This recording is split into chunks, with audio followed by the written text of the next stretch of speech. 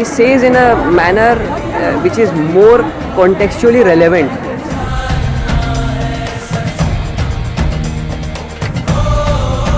He is always our inspiration.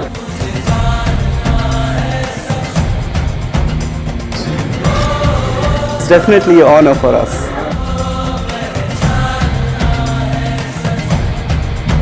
मुझे इतने बहुत खुशी हो रही है कि वो आ रहे हैं हमारे कॉलेज में.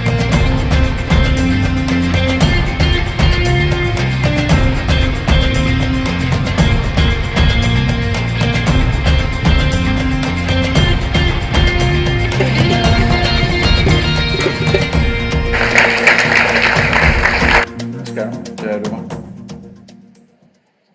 I said namaskaram. I thought you're already not in talking terms with me. Haven't said a word yet. Well, why this Youth and Truth, how this came about is, in the last 37 years that I've been active with people, one constant refrain has been that people, thousands of people asking the same question. Sadhguru, when I was 20, where were you? You came when I'm 60. If you had come when I was 20, I would have done so many things like this.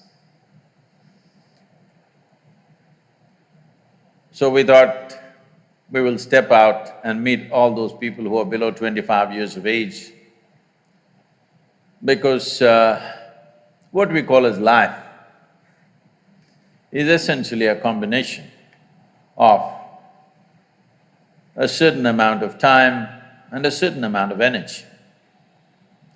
Time is rolling away for all of us at the same pace. You sit, you stand, you work, you sleep, do whatever you want. Time is rolling away at the same pace for all of us. Time rolling away essentially means our life is rolling away. We can't help that, we can't stop it. You can't say, yesterday I did not do anything worthwhile, so I'm going to roll it back. There's no such thing. But we can manage the energy. So when we say youth, youth is that part of life where your energies are at their peak, most exuberant. Most youth do not understand this. They think this is going to be like that always. It's not going to be like that always. It's just this segment of life where your energies are at their best. When energies are at their best, people are confused to the core. Generally, I'm saying, not you. If only a little more clarity and balance can be brought to this exuberant sense of life energy which youth carry, I thought many things could happen. One of the most important things is, say every human being has a certain genius, not just in an art school, everywhere. But in my opinion, tell me if I'm wrong, maybe in art school the percentages may be different. I'm talking about the whole population. If you take, not even 1% of the human beings find an inner situation and an external ambience where their genius will blossom. Not even 1%. That's a poor humanity. If we could only in this generation raise it to 10%, let's say, we would have a phenomenal world. Because societies and nations have happened either as a phenomenal happening or a mediocre happening, depending upon how many people unfolded their genius at a certain time in that particular society. Without human intelligence finding a certain expression, whether it's business or politics or art or music, spirituality, none of them will really rise and flourish. So the most important thing about this is, When energies are at their peak, how much balance do we find within ourselves? How much clarity do we have? Clarity essentially means, or lack of clarity essentially means, that our own thoughts and emotions have become an impediment in our lives. For most human beings, this is the reality. At the age of 50, 60, they've still not figured out how to handle their thought. When are they going to figure it, I don't know. Suppose you bought a phone, after 3 years you still don't know how to use it. Are you a nutcase or no, I'm asking? Hello? You don't want to use it, that's a different thing. You want to use it, but you do not know which is front side, which is back side of the phone yet. Tragedy or no? This is the case with most human beings because of all the technology that you find, I see some third eyes rising. I know they are either these days Chinese eyes or Samsung eyes or some of them are American.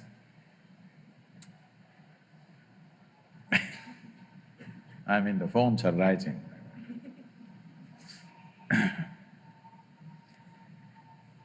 Among all the pieces of technology that we have produced in this world, among all the gadgets that we have made, phones, computers, supercomputers, don't you find, do you agree with me, that this is the most sophisticated machine on the planet? Hello? Have you read the user's manual? So somehow, by accident, handling it. If you handle by accident, anxiety is natural, isn't it? If you're doing something accidentally, let's say you're driving accidentally, isn't anxiety natural? And when you're driving accidentally, suppose the car starts going very fast, isn't fear natural? It started going very fast, isn't terror natural? The problem is not the car, the problem is not the speed, the problem is you're driving it accidentally. If you knew how to drive it, faster it goes, the better it is. Why is that not true with this one? If you know how to handle this, more things happen out of this, more exciting it should be, isn't it? If two things happen in people's mind, they go crazy. The world is being taught today, all over, United States is popular for this right now. I think it's also reached Mumbai, after all you're on the west coast. I'm sure it's reached here also, everybody's going about telling you, be in the moment. Huh? They're telling you? You're trying. So, what does be in the moment mean? Well, please be somewhere else and show me. Can you? Can you be somewhere else right now? No. So what is the teaching about be in the moment? What they're telling you is, do not think about yesterday, do not think about tomorrow. It took millions of years of tremendous amount of evolutionary work to get your brains to this level of capability, yes? And now somebody is telling you don't use it. The beauty of this mind, the beauty of your intelligence is, you can remember every experience of life vividly. Otherwise, if you artists have amnesia, they don't remember a thing, they can't produce a thing, isn't it? Hello? The visual memory, isn't it vital? We can remember things vividly, every experience, every sight, every sound, everything that came to us through the five senses. And we have a fantastic sense of imagination. These are the two most fantastic faculties of being human, isn't it?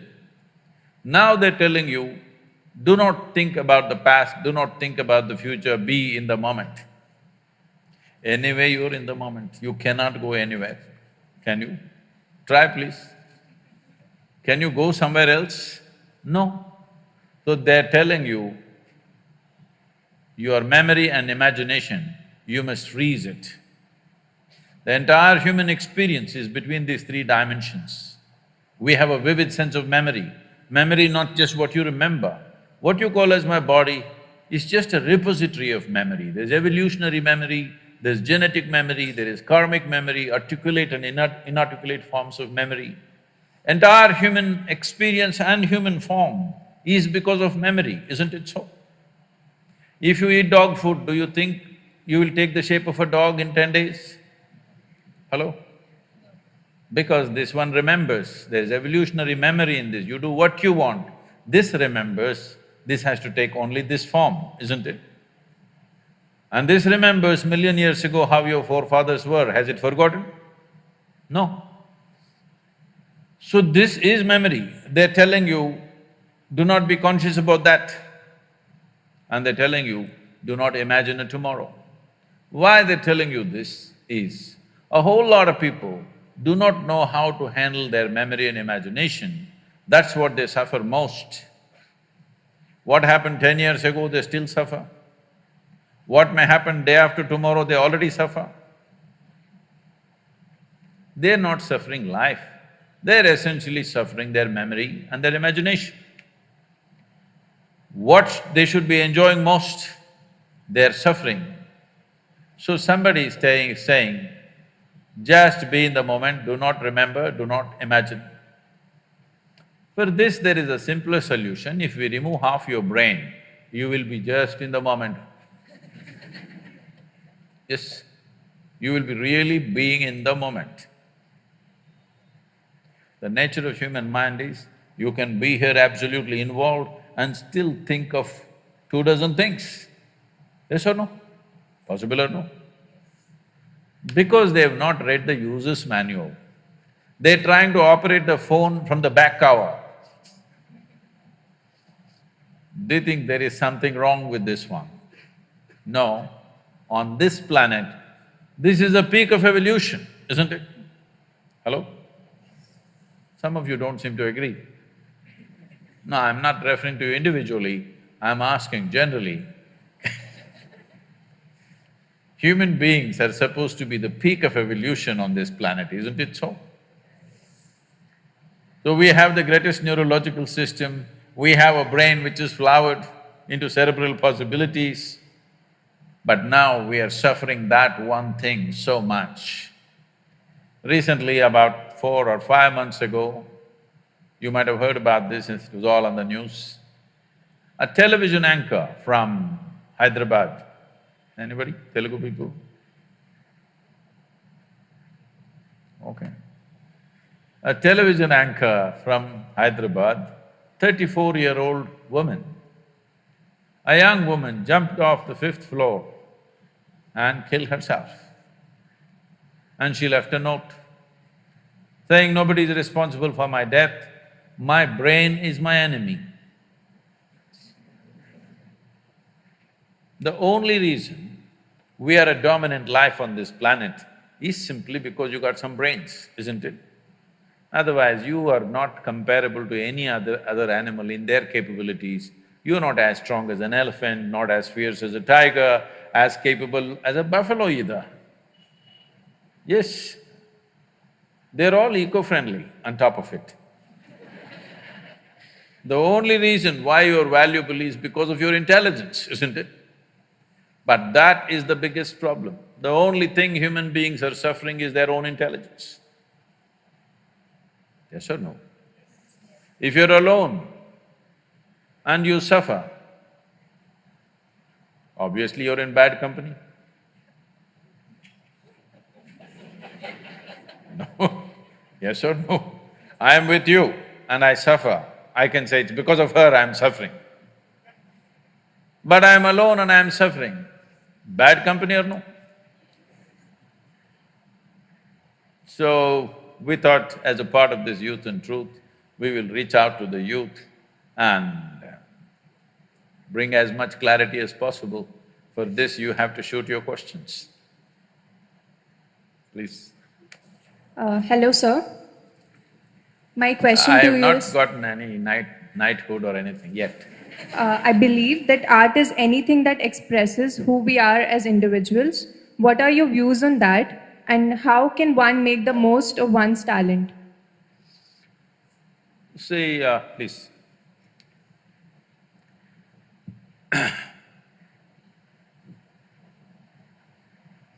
I'm not an artist and if I say something abrasive, please pardon me, okay?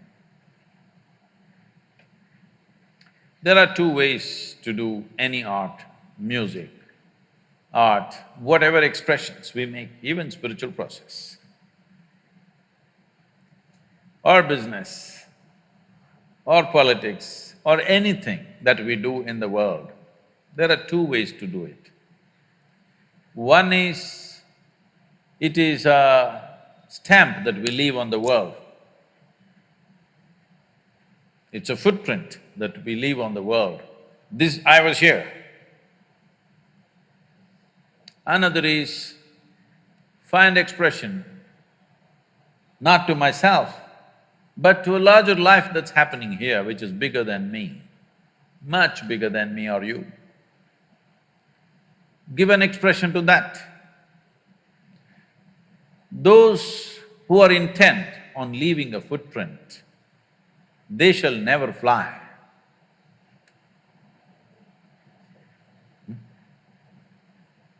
So it's your choice whether you want to leave a footprint or you want to fly. That which flies leaves no trace of anything, but it flies. It's very different. So, if it's an expression of your individuality, you will leave a footprint. But if you become a conduit for something bigger, a phenomena that's happening here, then you leave no footprint, but you don't have to leave a footprint because you fly and it'll always be celebrated.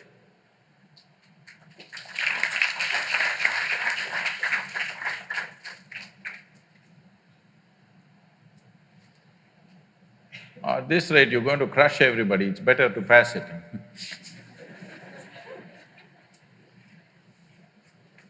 Namaskaram, Sadhguru.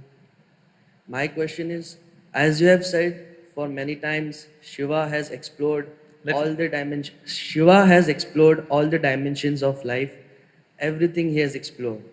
In this age, when the energy is at its peak, how can we explore every aspect of the life without being untouched and getting attached to all the compulsive activities? We say, I don't want to drink, but somewhere we are afraid that we will be addicted to it. My question is, how can we explore every aspect of life without being untouched? See, nobody says, I want to drink. Some people drink, some people don't. Some people who drink may drink for the pleasure of it. Some people who drink may drink because they want to drown something within themselves. Some people drink because everybody is drinking, it's an evolutionary it's an evolutionary issue, you know. When we were monkeys, if one did this, everybody did this. And some people don't drink because they think it's morally wrong. Some people don't drink because they're afraid their parents and society, what they will say. Some people don't drink because they found something better within themselves. They found something far better than a drink, so it never arose in their mind that they have to drink because they're doing wonderfully by themselves. They don't need any chemical help from outside. So these are different ways. If you want to explore life, because you can only explore life, you cannot explore art, you cannot explore spirituality, you cannot explore something. You can only explore life, yes? Well, you may look at it from a certain perspective.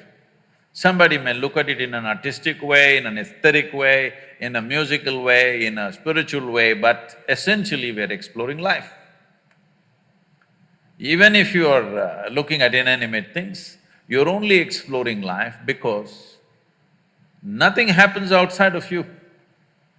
Everything that happens only within you, isn't it? Do you see me right now, even if you're not hearing? Even if you're not listening, are you able to see me? Can you use your one hand and point out where I am? You got it wrong. This light is falling upon me, reflecting, going through your lenses, inverted image in the retina, you know the whole thing.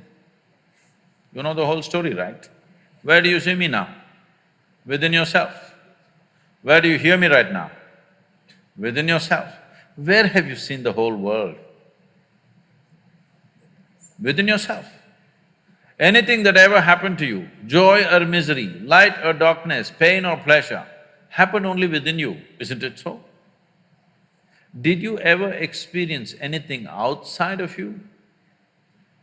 Did you? So the only thing that you're experiencing is life. You may think this is color, you may think this is sound, you may think this is something else. No. In your experience, you're only experiencing the way different things imprint upon your life. That's the only way you can experience it, there is no other means of experience for you. So essentially, you're only exploring life because nothing else you have access to. Yes? Right now I may think I'm looking at this person, but no, I am only looking at the image that happens in my mind, isn't it so? Right now, if you touch somebody next to you, think you're experiencing that person's hand. No, you only experience the sensations in your hand, isn't it so? So your entire experience of life is absolutely within you. That means you are capable of experiencing only this one life. So is it a trap that you can only experience this? No. If you experience this, then everything becomes a possibility because, see, when it comes to body, we clearly know this is my body, that's your body, 100%. This is my mind, that's your mind, 100%, isn't it? But when it comes to life, there is no such thing as your life and my life. This is a living cosmos. You just captured a little bit of it.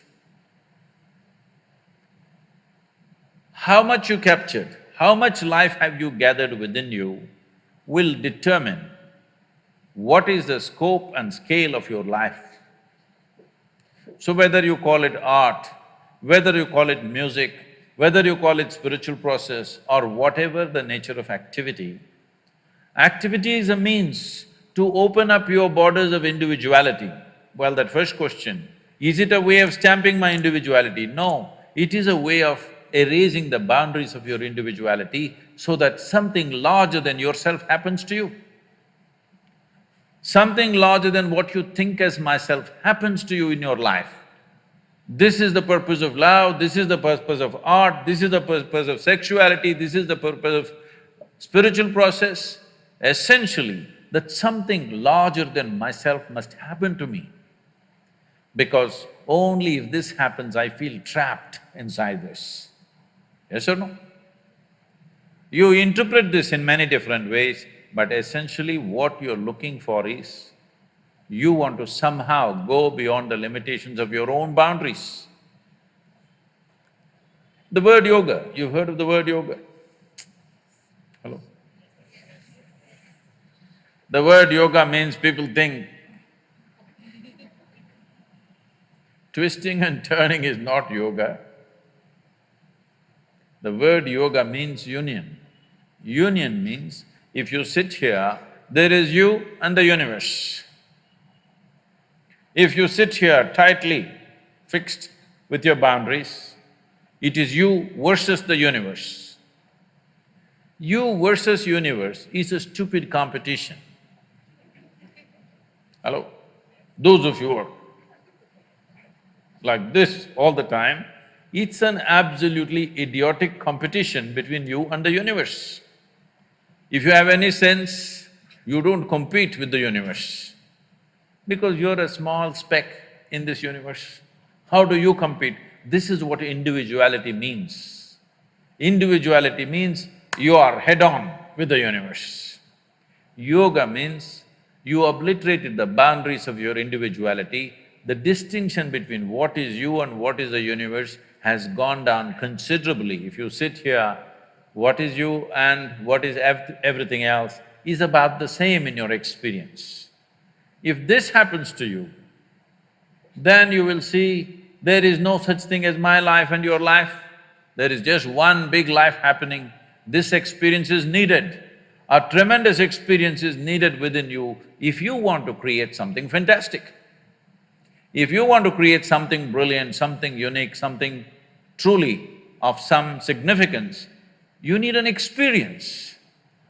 But this is not if you find me too prejudiced, please tell me.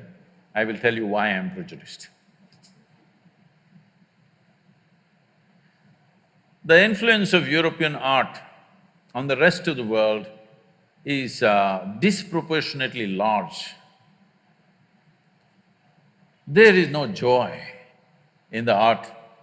The more miserable it is, the more profound it is supposed to be. It should look grotesque because this became a European trait that in their own thought, they thought their thought is so supreme, they went to the point of saying, I think so, I exist. I want to ask you a simple question. Is it because you think you exist or because you exist you may think? Which way is it, please? Huh? Because you exist, you may think. Because most people are in such a state of mental diarrhea, they think thought is a continuous process. No, life is an ongoing process. Thought should happen consciously, isn't it? Now I'm here, I exist. Now my hand moves when I want. Suppose this hand all the time it's jumping around like this, you will think I have an ailment. And definitely you can't be an artist with a jumping hand.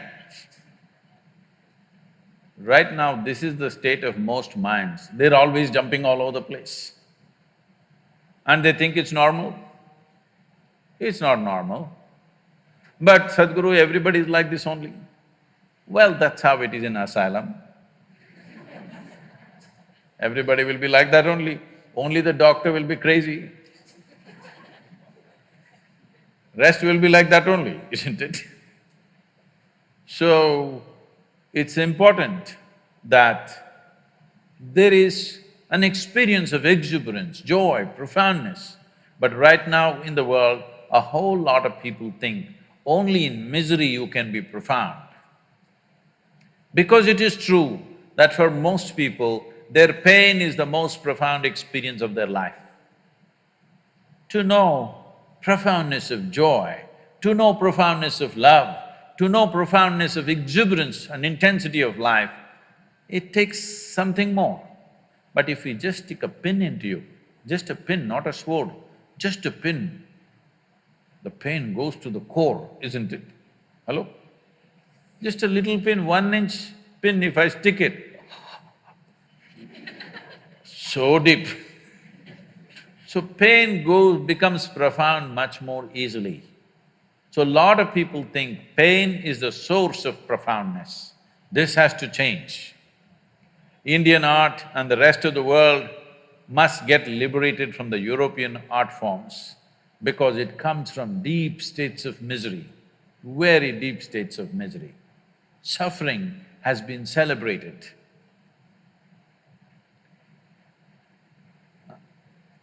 There is nothing celebratory about suffering. Maybe you can celebrate somebody else's suffering.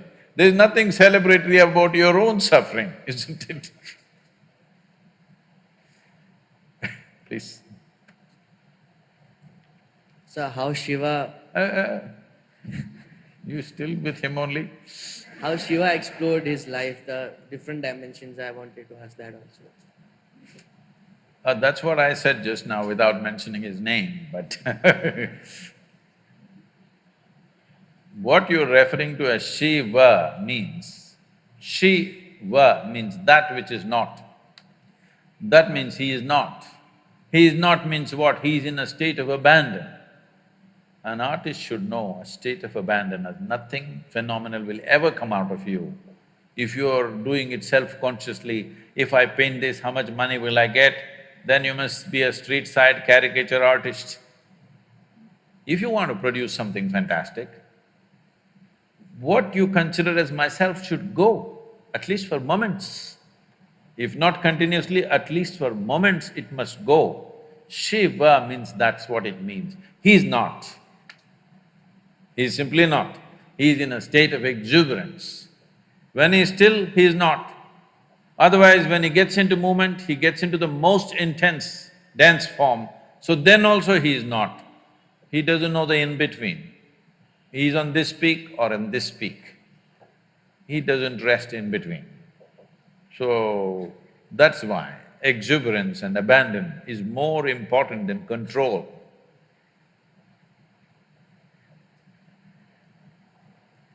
Karam Sadhguru, my question is, what are we supposed to do when we are angry, and how to deal with deep-rooted anger? It depends, who is the victim?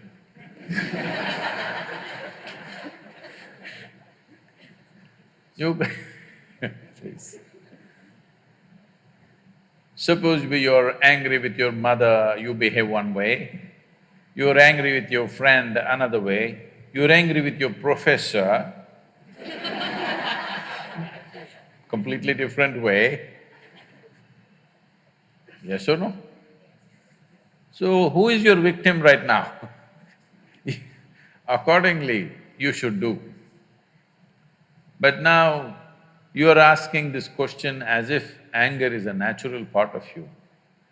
Are you angry right now? What's your name? Rohini. Are you angry right now? No.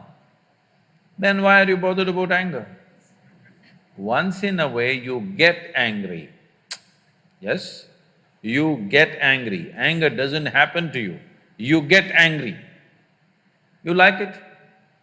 You don't like it. Then why do you do it? See, around us, so many people will do so many things that we don't like. Yes or no? So many things in Mumbai happening, things that we don't like are every day happening. But at least within you, only what you want should happen within this, isn't it? Huh? Within this person, only what I want must happen here. I cannot decide that only what I want should happen with you. But I can definitely decide only what I want must happen within me, isn't it? If you could decide only what you want should happen within you, would you choose anger or joy? What's your choice? Please choose, I'm going to bless you. See, you want the highest level of pleasantness for yourself, isn't it? Then why is such a thing not happening? As I said earlier, you never read the user's manual. How this functions has not been looked at. Do not go by the example of people who came here a few years earlier than you. That, no, my mother also was like that, my grandmother also was getting angry, so I am also getting angry. They should not be the leading lights of your life. I want you to look at it. Your thought, your emotion, your body must happen the way you want, isn't it? Huh? If somebody else can decide what should happen within you, this is ultimate slavery, isn't it so? Huh? This is the worst form of slavery. I can decide what happens within you. This is not right. What happens around you, maybe we can decide, but nobody should decide except yourself what happens within you. If you decide, you would keep this in the high state of pleasantness for sure. You wouldn't be battling with anger. It's not just about anger, fear, stress, tension, don't address them separately. Essentially, your mind is not taking instructions from you. Why? Because you don't know where the damn keyboard is.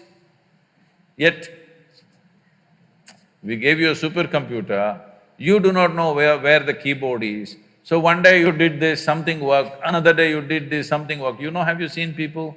The radio doesn't work, boom, and it works sometimes. That's not a technology, that's chance. Have you seen this? If something doesn't work, people think, tap, tap, tap. It'll work. And a lot of people are using this for human beings also. Something doesn't work, tap and it'll work. In Tamil Nadu, there is a saying, "Naalu kudutha ella sariyaidu."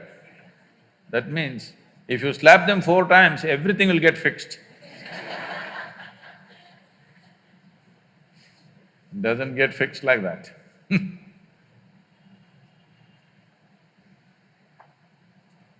Namaskaram, Sadhguru. Where are you? Oh. So my name is Jasvika Sahu. I would first like to really give a warm welcome to you from the JJ campus on behalf of the students. So we architecture students especially, were really aroused and excited about this event, mainly because we are very well aware of your contributions to your Coimbatore ashram.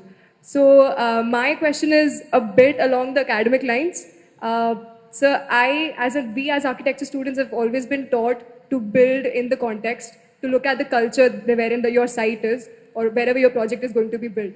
But now when I see today the world, in India especially, urbanization is basically blind westernization, where we simply build glass boxes which we know and understand that does not suit to the climate or the context of India. So my question is that we as Indians have not yet figured out what India's modern architecture is about, while we simply copy the Westerners. So what do you think should be India's modern architecture? Why we copy the West, not just in architecture, in just everything. I see a whole lot of women in Mumbai have turned blonde.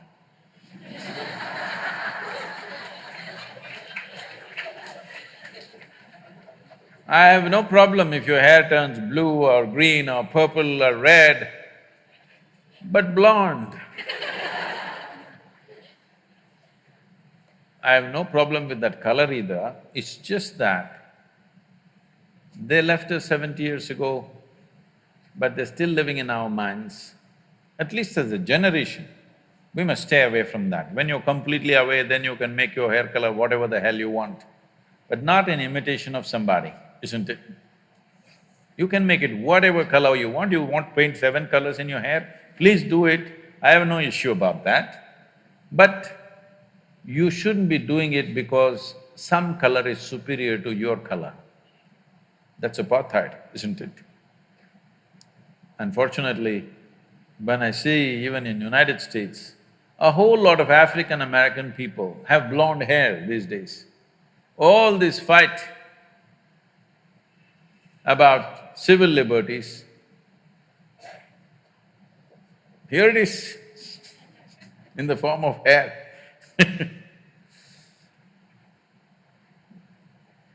What you like you can do, but you are not doing what you like. There's a compulsiveness about doing certain things. So this compulsiveness has definitely come to architecture also. I'm glad to see that at least in this school, of the many universities that I've been to, this is the first one they're able to sit on the floor.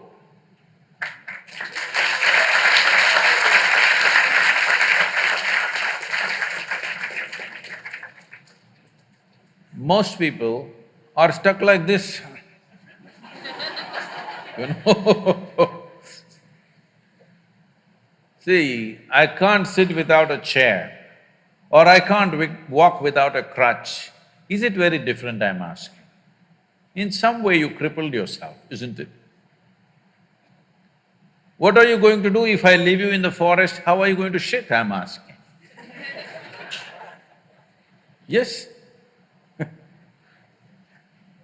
Because people think there is some kind of fashion in crippling yourself. So this has gone into every aspect of our life and architecture. What to say of… See, if you look back at ancient India, what aesthetics! I'm sure you're all students of… many of you are students of architecture, or even if you're an artist, you notice many things. This is my problem. When I look at something, even if it's little off, even if it's minutely off, my eye doesn't miss it. So all the time everything bothers me little things which are off, geometrically off. Because my experience of life is largely geometric. For me, colors, textures, everything comes later. For me, something is geometrically right is very, very important. Because this is the essence of creation. In the physical world, the most important aspect is geometric perfection. The planets are going around the sun for quite some time, not held together by a steel cable or something. Geometric perfection is keeping it going, isn't it? If the geometry goes off of this solar system, that's the end of it. It'll all fly into oblivion. So geometry is very important. In the yogic sciences, the entire yogic sciences on the physical level is just about aligning your geometry, your individual geometry, to the cosmic geometry so that at some point there is no difference between you and the cosmos. You experience everything as yourself simply because you have attained to a certain level of geometric perfection. It's not just in the body, in your physiological structure, yes, but in your chemical structure, in your energy structure, you get your geometry aligned with the larger geometry so that you and that larger phenomena feels just the same because they're properly aligned. A machine, let's say an engine, let's say a car engine, if we say it is well engineered, essentially we are saying it's geometrically perfect. Yes or no? It is geometrically so perfect, there is least amount of friction. The same goes for this. If it is geometrically perfect, there is least amount of friction. If there is least amount of friction, there is very little wear and tear in terms of life. So architecture is dwellings and usable buildings that we build. In some way, they must find their place with the rest of the creation. I think we've lost this completely simply because we got certain liberty with material. Once steel and concrete came, we thought we can build like this, we can build like this, we can build like this, whichever way we want because of the strength of the material. Doing things with just sheer force is all right sometimes for utility. But if you do everything like that, your life will become ugly. Not only the building, your life will become ugly because you're doing things with force. Life is beautiful when we can do things with minimum force and maximum impact. Yes or no?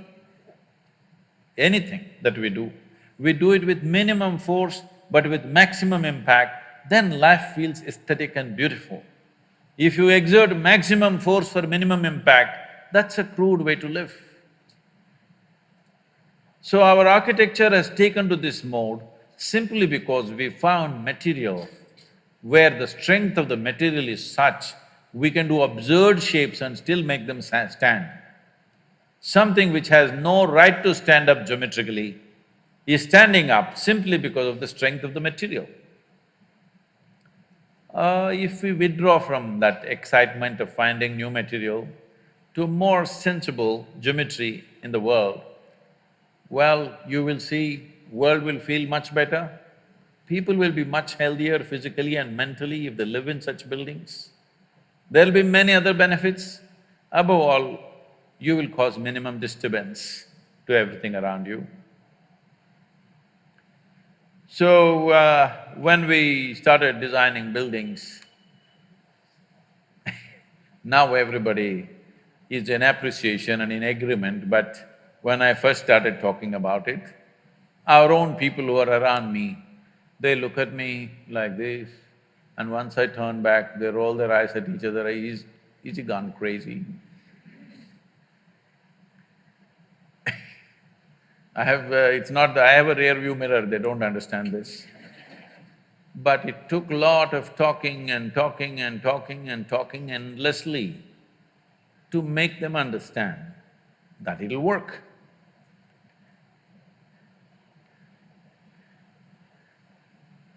Some of you said you've been there, is it so? So, today all the utility buildings, other things that are being built in many different ways. But fundamentally, anything concerned with the spiritual process in the temple that was built there, mainly they're standing because of geometric perfection, not because of the strength of the material. For example, the dome, it's the largest elliptical dome of its sort, 72 feet in diameter. It's not semicircular, it's elliptical like this. And there is no cement, there is no concrete, there's no steel. The simple technology is all the bricks are trying to come down at the same time, but they cannot come down. It's just like if 10 of you try to go through the door at once, you cannot go unless one person has some courtesy and they step back. It's my confidence in the bricks that they don't have courtesy, none of them will ever step back. So they stood there. The force of gravity, which is supposed to bring it down, held it up. See, right now this building, any flat roof for that matter, right now there is a fight going on between this structure and the gravity, going on. Right now going on or not? It is going on. One day somebody will win. Who do you think will win? Gravity will win, for sure. But we built buildings in such a way, because of gravity, it is staying up. It is not something, if you observe things in nature, it's all… a whole lot of things are built like this. So, we'd never used any steel, just brick, soil, sometimes a percentage of lime, that's about it. And the feel of these buildings is very different because there is no tension in the building, there's no stress happening all the time. So I keep joking, see, the building itself is meditating, at least you'll better learn something. The buildings are meditative because there's no stress in them. They're using the forces which are trying to pull them down as the force to stay up. This is something every human being should learn. What are the forces which try to bring us down? That is what you must use to go up. In a way, if you know something about aerodynamics, you would know aerodynamics is not against gravity. It is just using gravity to take off in a certain way. An airplane with the right kind of wings is not necessarily against gravity. But a rocket is against gravity. It's just the kind of thrust it has is like a forceful way of getting away. But an airplane is not made like that, simply is carrying tons and tons, you know. It doesn't matter how many times you have seen an airplane land and take off, you can still go on watching because there is something amazing about it that some 120 tons simply takes off and flies. If it is… see, there are two kinds of flying machines, there are rotary wing machines and there are fixed wing machines. That is, fixed wing airplanes and the helicopters. A helicopter is taking off with sheer force. If you don't know this, I'm I'm a licensed helicopter pilot. So, helicopter when you fly, moment to moment you have to keep it flying. But when you fly an airplane, all you have to do is take off and just leave it. Landing you must know unless you're a Bin Laden pilot. Landing you have to learn. Those guys didn't want to learn landing they are different. But it's only the landing which is really the challenge, rest of it is just child's play. Actually, if you put a 10-year-old boy, he will make a 747 takeoff. Only landing is a problem. But landing today, machines are doing better than human beings. Like when I'm flying this Air India from Mumbai to New York 3-4 times in a year, Sometimes I'm there with the pilots talking to them, then I was just discussing these things and said, to what extent are you using the autopilot? He said, Sadhguru, we feel ashamed in front of you to say this, but she lands better than us. You just let it lands by itself. It has all the data how Mumbai airfield is made. If you just set it and sleep, it will land. People are talking about driverless cars, that's never going to happen in Mumbai traffic. But a pilotless airplane is very much a doable thing. It's only people's fear you have to manage, that the airplane is flying without a pilot, you have to manage the passengers. That's the only problem. Otherwise, it's very easy to make a pilotless airplane. Lot of pilots are sleeping. Now by law, if the flight is more than some 4 hours or so, a pilot can sleep for 40 minutes or 50 minutes, something. There is a law now that they can actually officially sleep. Because it's a big sky, it's not going to hit anything. Why I'm saying this is, the same goes for buildings. You can make the building either come up like with some exuberance, or it's standing like a depressed person. This is something… suppose you see a building like a human being, do you want to look at their face or you want to avoid their face? That's how a building should be. If you look at their face, you must feel joy. How… essentially, it's a geometric manipulation.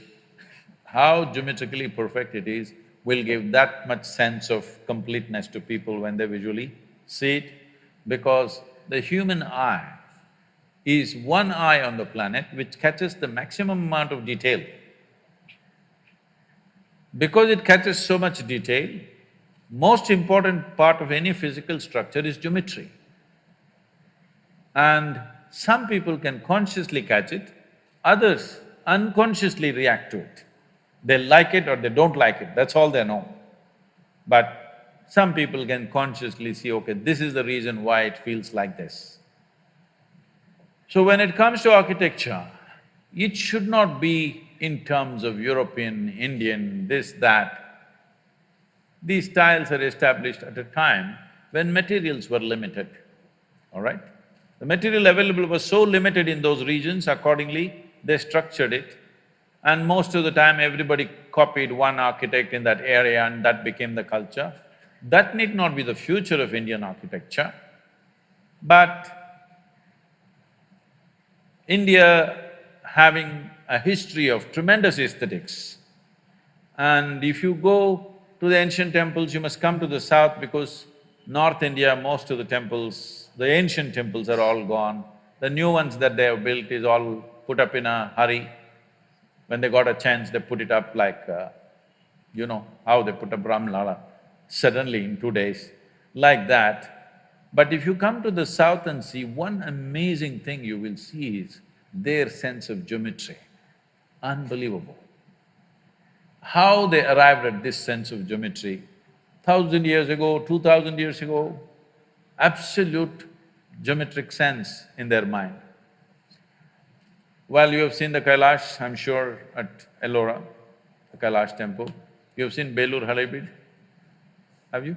The Karnataka temples? Oh, it's a must-see. It's just a must-see for any human being, especially those of you who are in architecture, art, whatever you are into. Some aesthetics you are into means this is something you must see. It's more than seeing those sculptures. You must look into the minds of people who did this. If you want to look into their minds, you must withdraw yourself into that time zone. It's over 1,000 years ago, when there were no cranes, when there were no machines, when there were no trucks, when there were no any kind of mechanical things, all by hand. Why would somebody endeavor to do something so phenomenal and so almost superhuman in terms of engineering and the physical difficulty of lifting these huge rocks and doing this carving business? Why would anybody do that? What kind of passion should be firing those people to do this is unbelievable. If you see the Tanjavur temple, have you seen? This Gopuram weighs, I think, what, 180 tons, huh? 180, is it? Does anybody know? I think somewhere in that range, over 120 tons for sure. And it is at a height of 160 feet. They put a ramp of 10 miles, a mud ramp, and they brought this single piece of stone, 160 feet high above, and made a gopuram out of it. Exquisitely carved. Well, in Karnataka, what they carved is soapstone. In Tamil Nadu, Tamil people are crazy. They carved granite into very fine structures, which is far more difficult than carving soapstone. And they put it up there. What is it that's firing these human beings? Before you take up any project, you must visit this and see what kind of human beings are these, you know? Just for aesthetics, you understand? Not for livelihood. It's not a factory shed we're building, just for aesthetics. They were willing to invest their lives absolutely, everything they got. I think we need that culture back if we want to create a beautiful India, very important.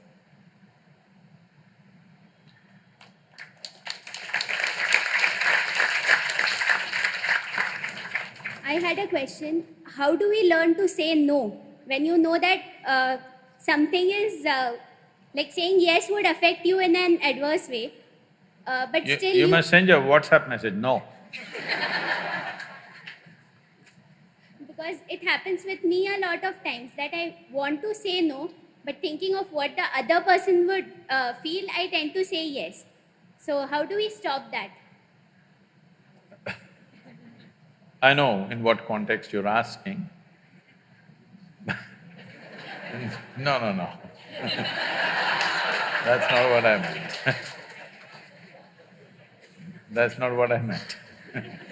I meant to say small things in life, this and that.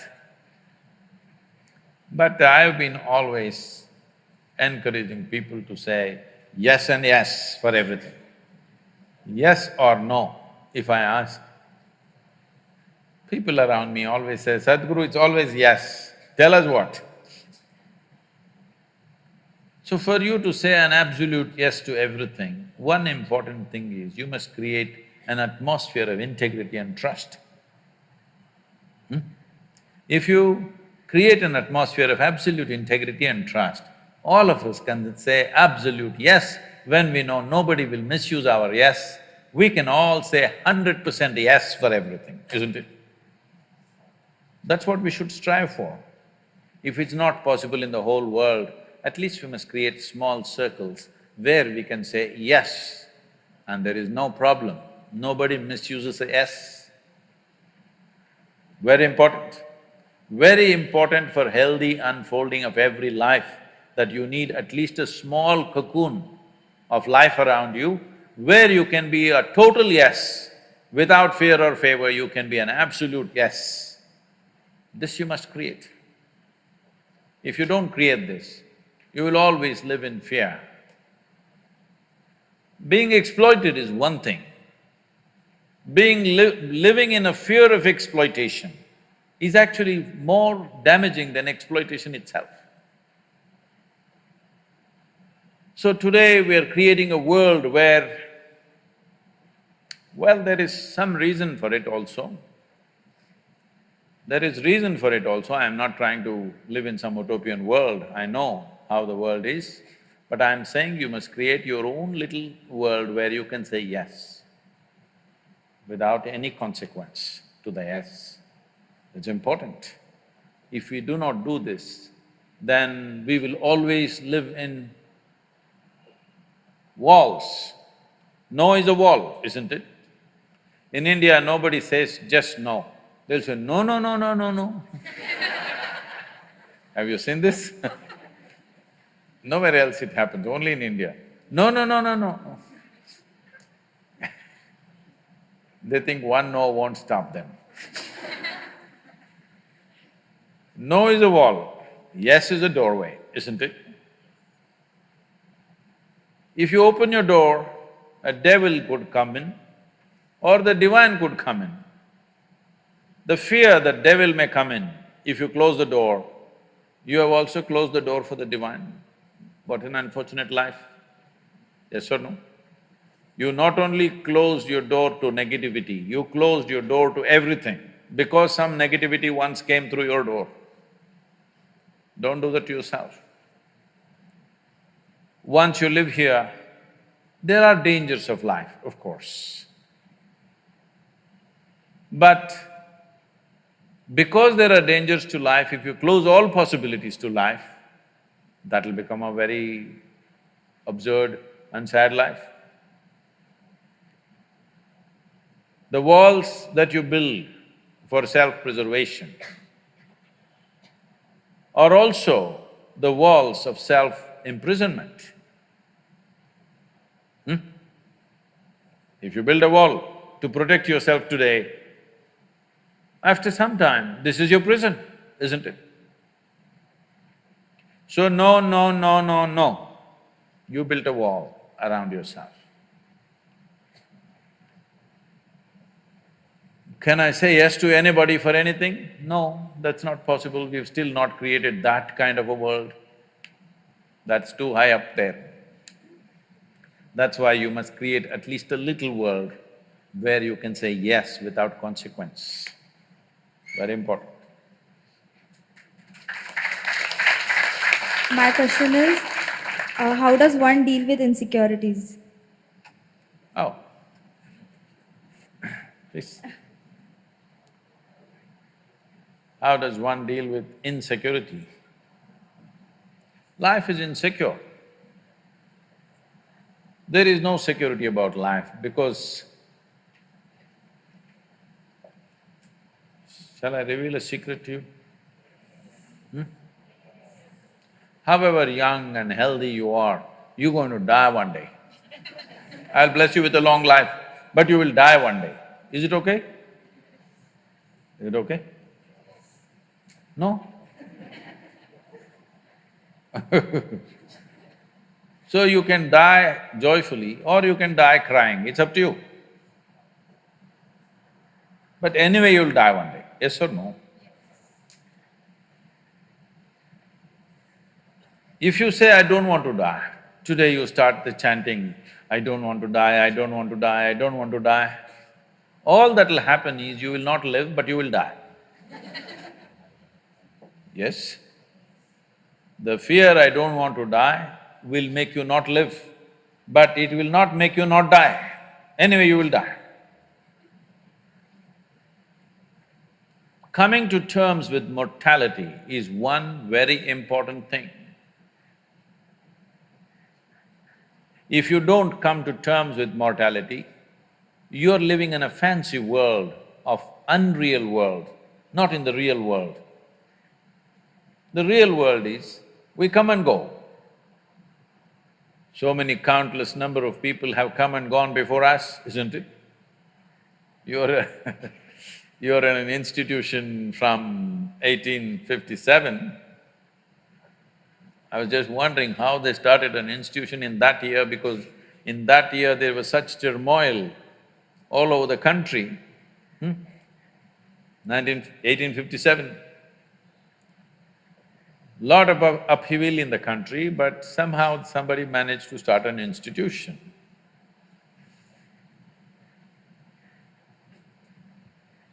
The soil that you're walking upon, we don't know how many people are buried.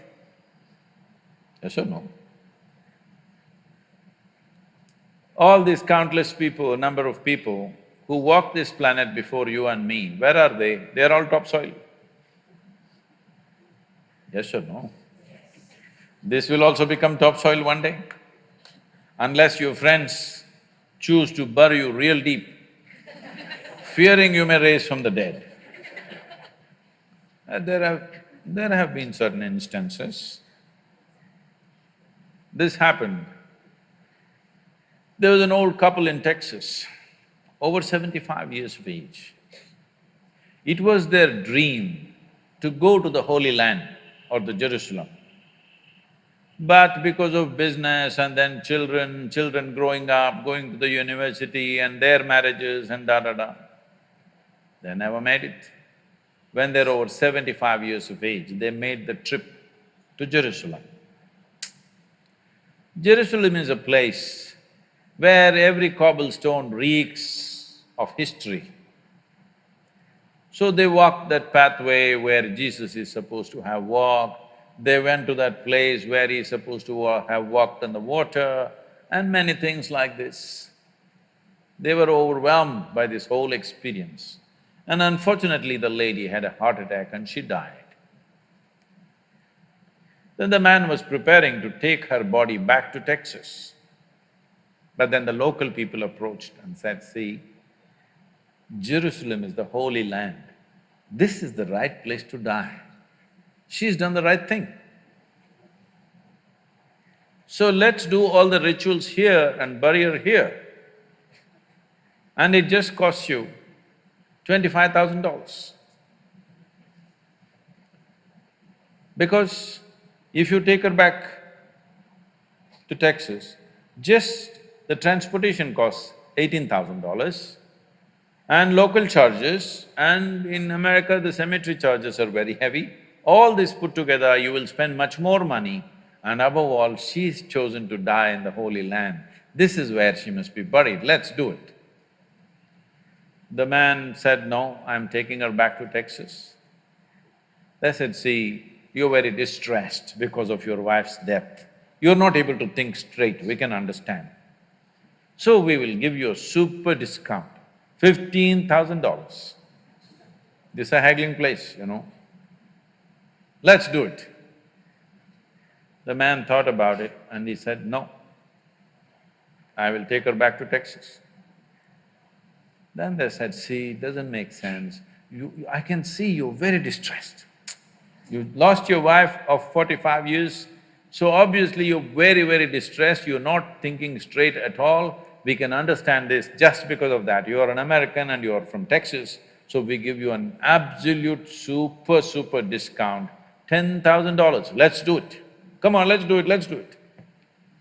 You must… what I'm talking, if you want to understand, you must go to Kashi or Hardwar, someplace, how these things happen, you know. Then the man thought about it and he said, no, I'm taking her back to Texas. And they threw their hands up and said, why? What's the problem with you? $10,000, let's do it. He said, see, in Texas, dead stay dead.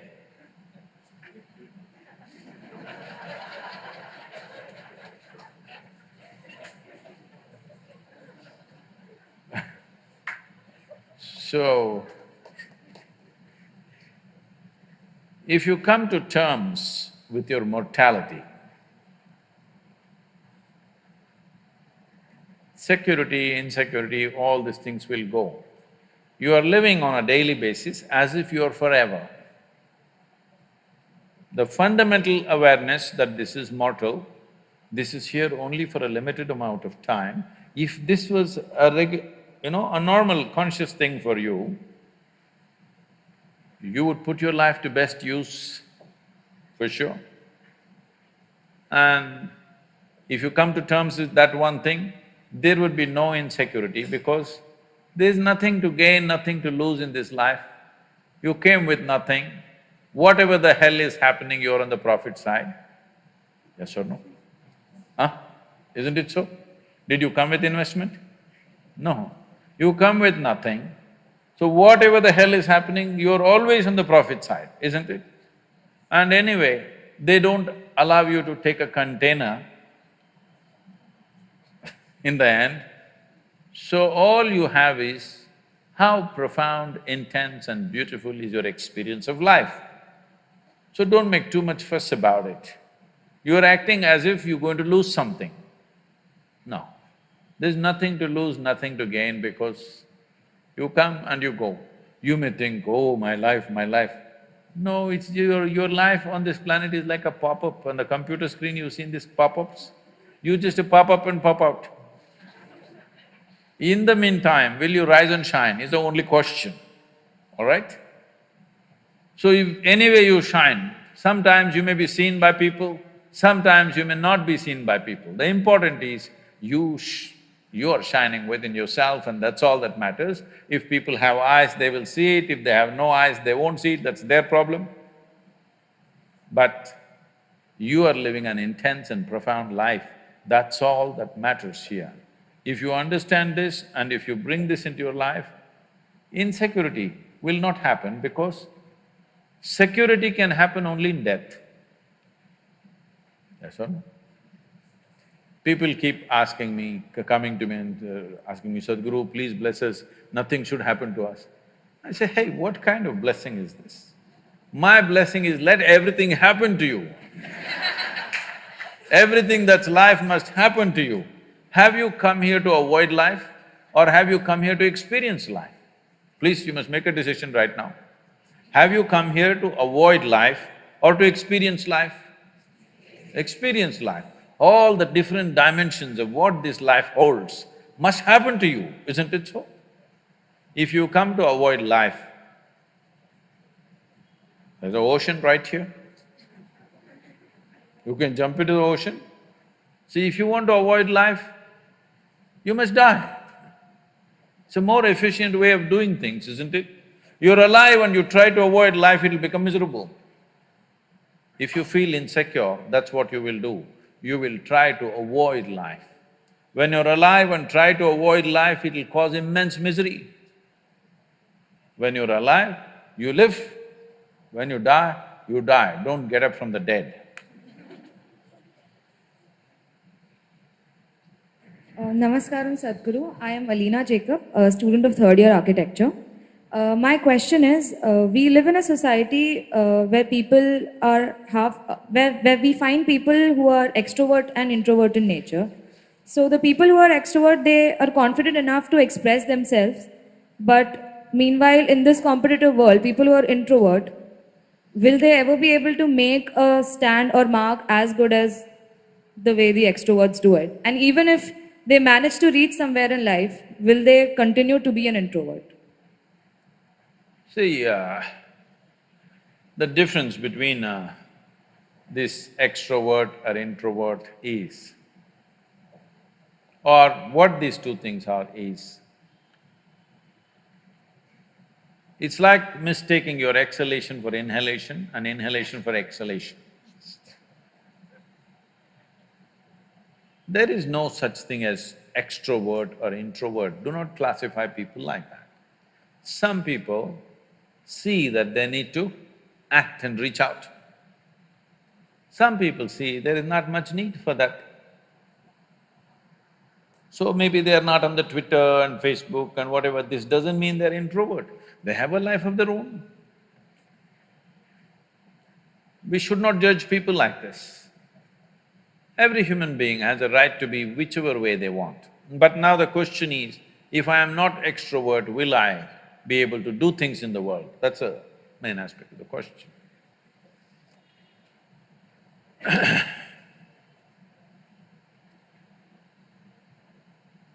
See, your ability to do things is not because you want to do things. I want to do something is my desire. Desire is just an intention. An intention won't make things happen. An intention will only set direction. Still you have to make the journey, isn't it? Now, one important thing, especially because you're artist, you're not in business program or something like that, I think you should look at life like this. You must see how to enhance this one. Enhance this one means not blow up your ego in a big way. Enhance the life that you are. When I say life, I'm talking about the life that you are. I'm not talking about your body, I'm not talking about the structure of your mind, I'm not talking about… See, when people say life, you are supposed to decipher. They could be talking about their home, they could be talking about their relationship, they could be talking about their car or their dog or something. My life means something.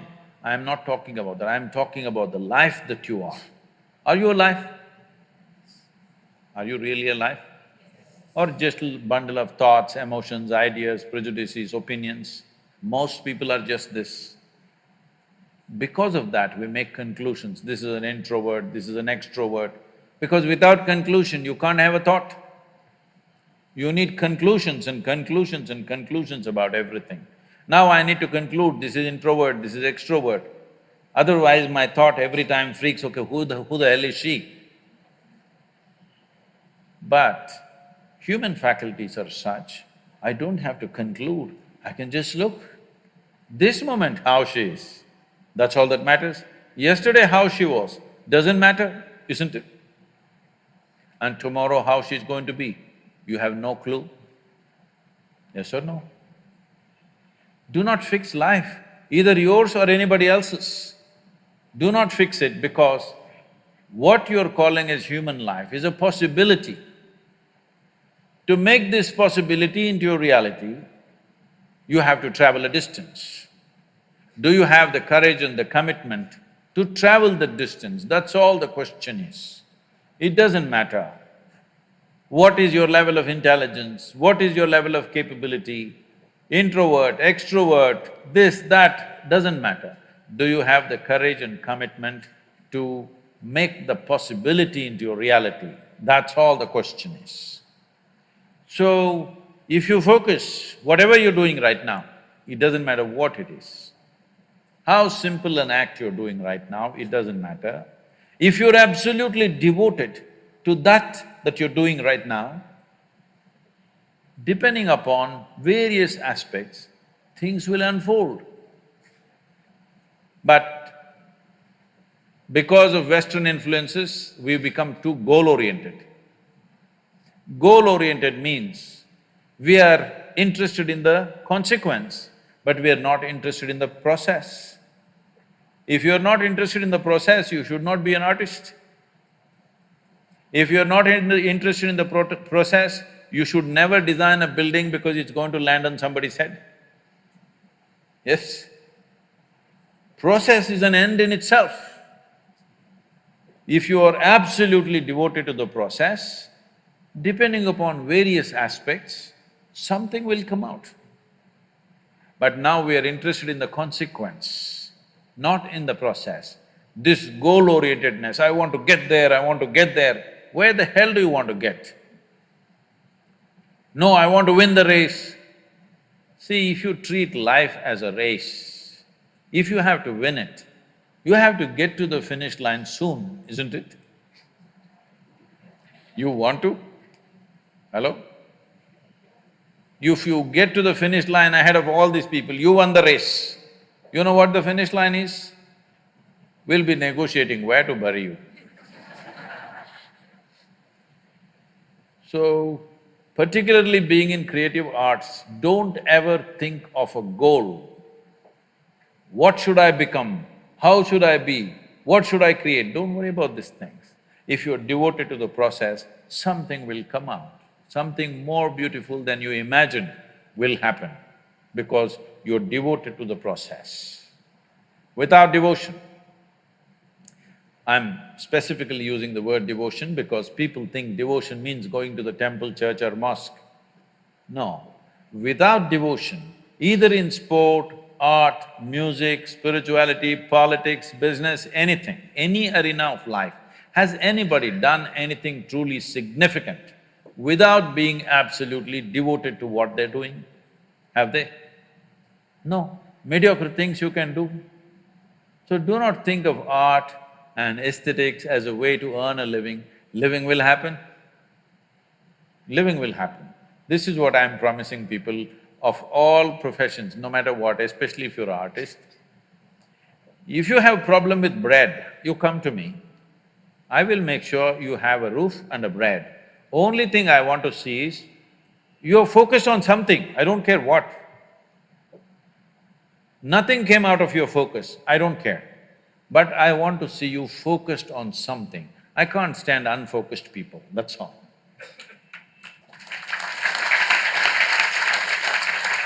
I'm making an open-ended offer.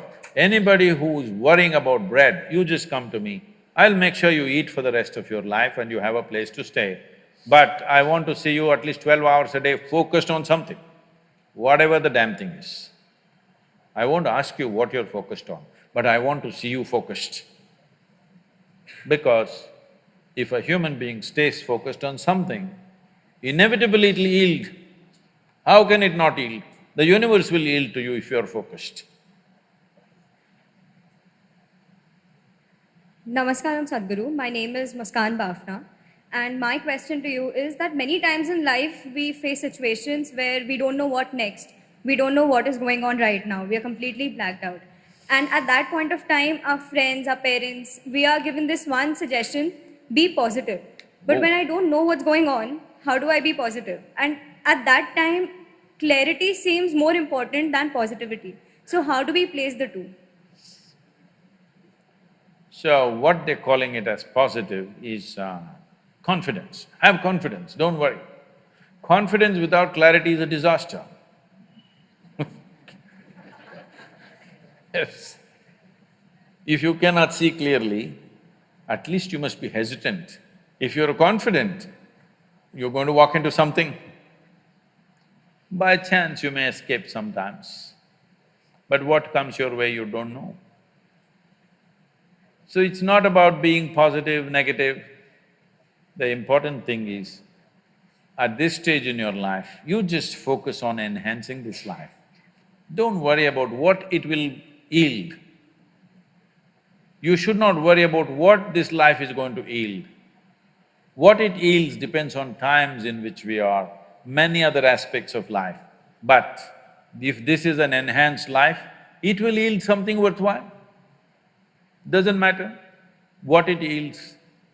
Who knows, maybe you won't become an artist, maybe you will become an engineer, maybe you will become a doctor, maybe you will become something else, who the hell cares? As long as you enhance this life, something worthwhile will come out of it. What will happen in the end? What will happen in the end? The same thing. In the end, as we told you, this happened. A hardcore criminal was given death sentence in America. Death by electric chair. So, always the priest comes in the end. And the priest came and said, "My son, just tell me what do you want me to do? Whatever you wish, I will do." A very unrepentant convict said, "Father, when they pull the plunger, please hold my hand."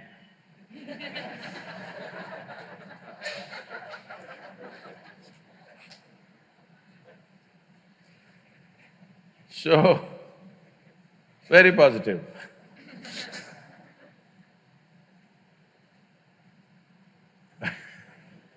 There are various ways to look at this. I had a nasty joke, I'm trying to scale it down so that it fits into the institution.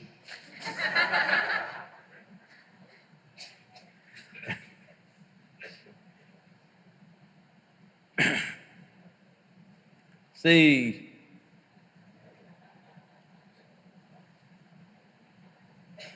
when I don't know what is future, that's a very insightful statement because nobody knows what is the future. Do you know what's going to happen in the next 5 minutes? No. No, Sadhguru, my astrologer. Well, does your astrologer know what is going to happen in the next 10 minutes of his life? Does he know? No.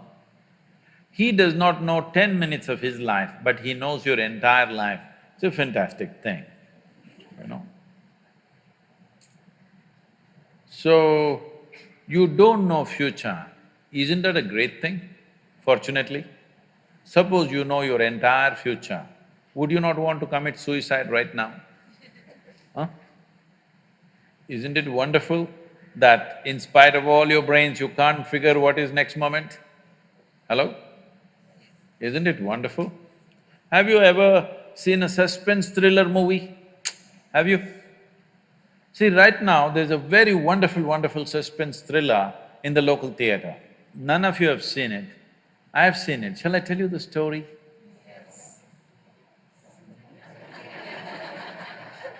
Okay, the whole story is going to take too much time, so I'll just tell you the last suspense part of it, okay? Shall I? No. Why? Because suspense means like this. You go and see the poster, oh, this guy's… I think he's going to do this, that guy is going to do that, oh, this director, most probably this how it's going to go. Then you go inside, see all those still images, then you said, definitely this guy is going to do this, that guy is going to do this, all kinds of projections. You go and sit in the auditorium, first few scenes and said, this is it, he's going to do this, but he did something different. Then you said, he's going to do that and he did something different. You said, this is going to happen and something else happened. Halfway down the movie, you discuss with your friend, last scene is definitely like this. When the last scene came, something totally different happened. Then you come out and say, wow, what a wonderful movie. Yes? You went there, sat, you saw the first scene and you said, this is what is going to happen, and that's what happened in the last scene, as it happens in most movies. Then you come out and said, this is no good, isn't it? So essentially what you're saying is, if all your predictions go wrong, it's wonderful. If all your predictions come true, it's no good. Then I'm asking, what's wrong with your life? Your life is fantastic. You can predict whatever, it all goes wrong, goes wrong, goes wrong. Wonderful, wonderful, wonderful. Only problem is, you lost your ability to enjoy the suspense, that's your only problem. Yes? You want to know the end. You're a match fixer. Yes, you're a match fixer. You want to know the end before you play the game. Match fixer or no? Today it's a crime in this country, match fixing, you know. So don't try to match fix your life. Let's see what the hell happens, huh? Whatever happens, you came here with nothing, you'll go with nothing, so what the hell? The only thing is, did you make your life's experience profound enough, intense enough? That's all there is. What's there to happen? So what will happen tomorrow? What will happen tomorrow? I'll give you a simple thing. The best thing about life is tomorrow never happens. Yes? If you just know how to deal with what's now, you know how to deal with your entire life. This moment, if you know how to manage your thought, your emotion and your body, rest drama outside happens. But if this is like this will be joyful and wonderful no matter what's the drama around you. Yes? Oh, what if this happens, what if that happens? Yes, all those things can happen. But you came here to experience life, not to avoid life, isn't it? Are we sure? Are we sure? You want to right now go into the museum? No, no, no. Oh, you're misunderstanding my question, you're art students. No, no, I'm not asking you to go for a visit in the museum, I'm… as an artifact, do you want to go into the museum right now yourself? No, this is the time to live. To live means you don't know what the hell is tomorrow. Anything. Either you must be excited about it or you can be fearful about it. You're fearful about it because you already fixed what should happen. You're afraid what you think may not happen. But first of all, I'm asking you, why are you thinking what should happen? If you're dedicated to the process, depending upon what process we are doing, accordingly life will unfold tomorrow. Yes? There are many dimensions to it. If you explore all of it, if you just explore your biology, life will happen one way. In the sense, if you take charge of your physical self, your body, 15 to 20% of your life and destiny will happen the way you want it. If you take charge of your mind, your thought and emotion, 50 to 60% of your life and destiny will happen the way you want it. If you take charge of your life energies, 100% of your life and destiny will happen the way you want it. This is a choice you have.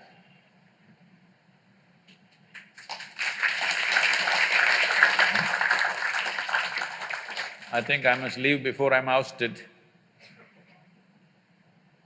What's your time, please? Namaskar. My name is Kaustubh. I actually wanted to ask you that after all the knowledge you've gained over time, do you believe this community, the society, the very system we are living in is correct, or I'd say appropriate? I mean, whatever we are living in is just an imaginary concept. I mean, I feel we're designed and are capable to do a lot more, a lot more than we think. But instead, our efforts of our body and literally whole lives are wasted on what? Earning for life, which is already given to us. So, I mean, it's like wasting all your precious energy on a dream which doesn't really have any existence to life. You're telling me or… I'm asking you, what do you think? You're wondering… What's your take on this? You're wondering whether my life is being wasted or… Yes. My, not… It's mine. See, it once happened. Shankaran Pillai was running a small street-side restaurant, and then his chicken cutlets became so famous. People started queuing up for his chicken cutlets. He sold in hundreds, made a lot of money. Then because there were other laws, somebody said, he is mixing beef with chicken cutlet and selling it. So they investigated and they found, yes, he was. Then he was taken to the court. The judge asked, now that it's proven that you've been mixing beef and chicken in your chicken cutlets and deceiving people, how much of these both things were you mixing? Shankaran Pillai said 50-50. The judge asked, what do you mean 50-50? He said, one chicken, one cow.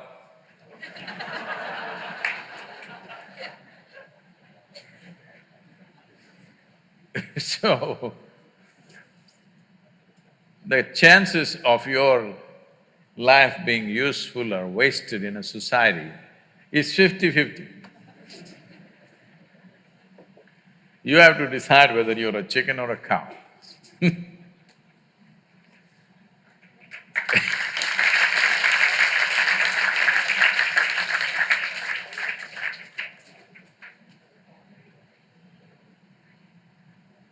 My name is Ipsita Zadhav from first year architecture, and my question is that in our society, religious beliefs are a very sensitive… If you can hold it this way. In our society, religious beliefs are a very sensitive topic, and we come across many people who blindly believe in things. So how do we talk to them and ask them to think rationally instead of just believing in things?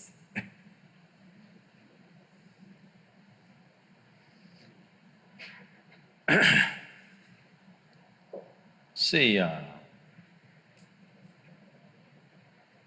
there is no such thing as blind belief and seeing belief.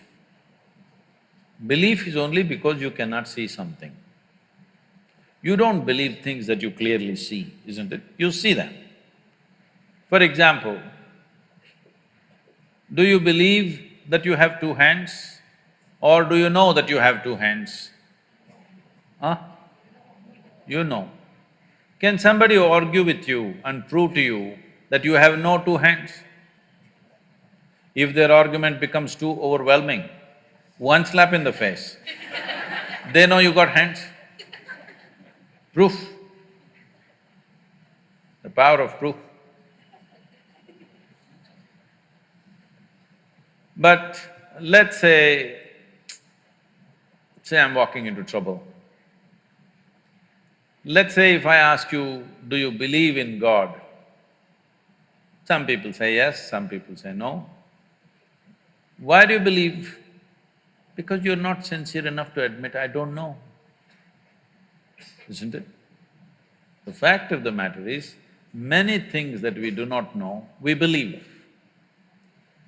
Because fundamentally, we've lost the sense of being straight, or fundamental sense of integrity is not there in us.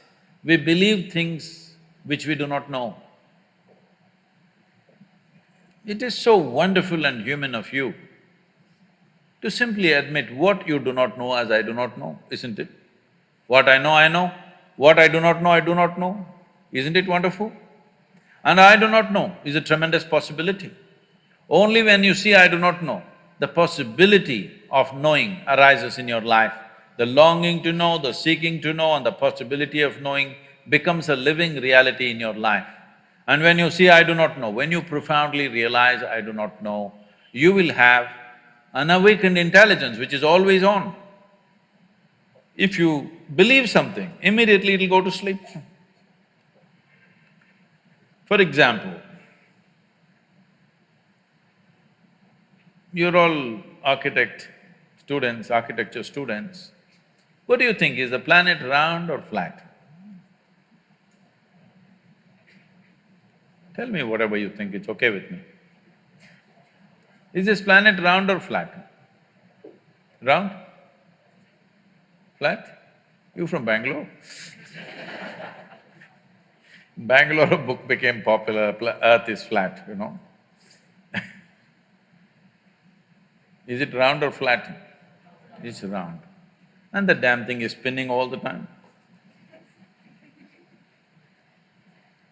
And you're not even on North Pole, you're at a certain latitude. If you look up, inevitably you're looking up in the wrong direction, isn't it? I'm talking about the Upar wala. You don't know what is Upar. Can you know? Do you know which side is up in this cosmos? Is it somewhere marked this side up? Are you capable of knowing which side is up? No. So you do not know which is up, but you know who is up. This is very dangerous. It's caused immense disturbance and hatred and violence and wars and all kinds. But it has its benefits because it's a very inexpensive psychiatry. When you feel shit scared of life, don't worry, God is with you. You feel good. If you have to go to psychiatric counseling, it's very expensive and you need a lot of furniture. And it's inefficient, one-on-one. It's not like that. This can be dispensed large scale. It is useful for people. So there's no point destroying it, that's what I'm saying. There's no point destroying religion, but you must transit from religion to responsibility, it's very important. Once your basic problems of fear and anxiety are handled, you must move from religion to responsibility. This entire movement is just this, to move people from religion to responsibility, from looking up to looking in.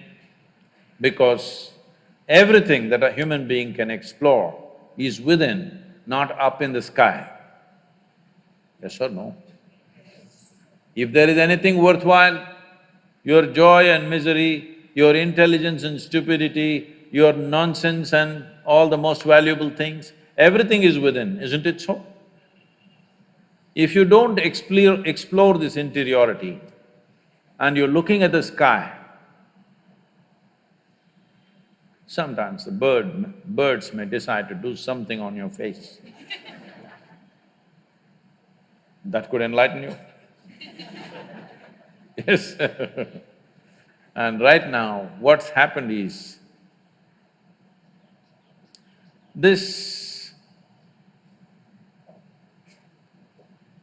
see, the problem is, this brain, this intelligence is new to you, it's still new. In the evolutionary scheme of things, if you look at it, since when your cerebral flower expanded like this, if you look at it, in terms of the life of this planet, it's just a few seconds before it came to action. So this intelligence is new, that's what you're struggling with. Your suffering, your pains, your stuff is simply because you have not come to terms with how to handle this intelligence. Once your intelligence turns against you, no force in the universe can save you, isn't it? So, religion is a certain phase of humanity where we are learning to handle and temper our own intelligence in a certain way. Is it bad? I don't think so. Is it good? Not at all. It is a question of individual need, where they are in their evolution. Accordingly, one must use it. But because intelligence is new, it hurts. This happened. Once, a pirate, you know pirate? You know pirates? Not today's modern Somalian pirates, they are different. They have no romance with them. The pirate, a classic pirate of the past, his name was Jack. He came to an Irish bar. He came, he had a wooden stump for a leg, one leg, and he had a hook for his right hand, and he had a eye patch. The bartender looked at him and said, "Hey Jack, what happened? Last time I saw you, you were fine. What happened to your leg?" He said, "You know, this stupid Her Majesty's service, they attacked our ship and the cannonball took away my leg. But no problem, our ship carpenter fixed up with this wooden leg. It's just doing great. I can even dance." Then he served him a drink and then asked, "What happened to your hand? Why this hook?" He said, "Once again, you know, I was in a sword fight. These days these idiots don't know sword should hit a sword, they hit my hand. And this hand went away, but no problem, our ship blacksmith fixed up this hook. It actually works better than the hand." Then served one more drink and asked, "But what happened to your eye?" "Oh, I was just trying to navigate the ship in the night, looking at the stars, a bird pooped in my face." So the bartender said, "Come on, bird poop can't take off your eyeball." "No, the hook was just 2 days old, you know." Right now, that's all that's happening. Your hook is just 2 days old, so you scratching yourself all over the place. This is the first thing you must learn, that you learn to handle your intelligence in such a way that it works for you, never against you. Never against you. Right now, it's working against you. You may call it stress, you may call it anxiety, you may call it fear, you may call it insecurity, you may call it whatever the hell you want, but essentially your intelligence is working against you, isn't it? If your intelligence works against you, there is no hope. You don't need any enemies. Most people don't need any enemies, they're just doing fine by themselves. Isn't it? I think we should.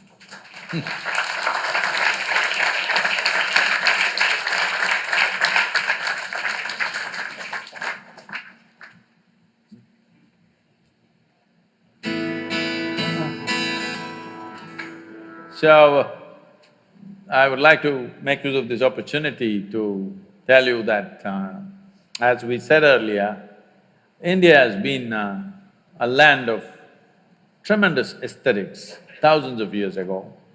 But today, if you look at the homes that we are building, all the 72 shades of Asian paints are used in one two-bedroom house. I want all of you to take this on a mission mode, that you must bring aesthetics back into this land. It's very, very important because the quality of our life is not just determined by what we eat and what we wear, the shapes and forms and the aesthetic around us. Many of you traveled to Nepal and Bhaktapur and… Only one? No, you can't do this. You must visit Bhaktapur, you must visit Dwarika in Nepal, you must see because this is… with simple things that they have, whatever they had 1,000 years ago, it's all brick and terracotta. With this, the level of aesthetics that they've created 1,000 years ago is something so amazing and fantastic. Only a small part of it is remaining. That remaining part still amazes us, how did they do this? So, you're most welcome. Please make use of Isha Yoga Center in whichever way you can. Those of you who've focused on something, if you want to go into hibernation, but focused hibernation, we will offer you a place and 2 meals a day, because I feel artists and creative people must not be thinking of timelines. By the time I'm 25, I must have produced 100 pieces of art. This is a stupid way to go. Maybe there'll be times to hibernate, maybe there'll be times to wait. Please make use of this, we are available to you in whatever way. I wish all of you a possibility of finding access to the world in such a way that whatever your talents are finds expression in this country and the rest of the world. Thank you very much.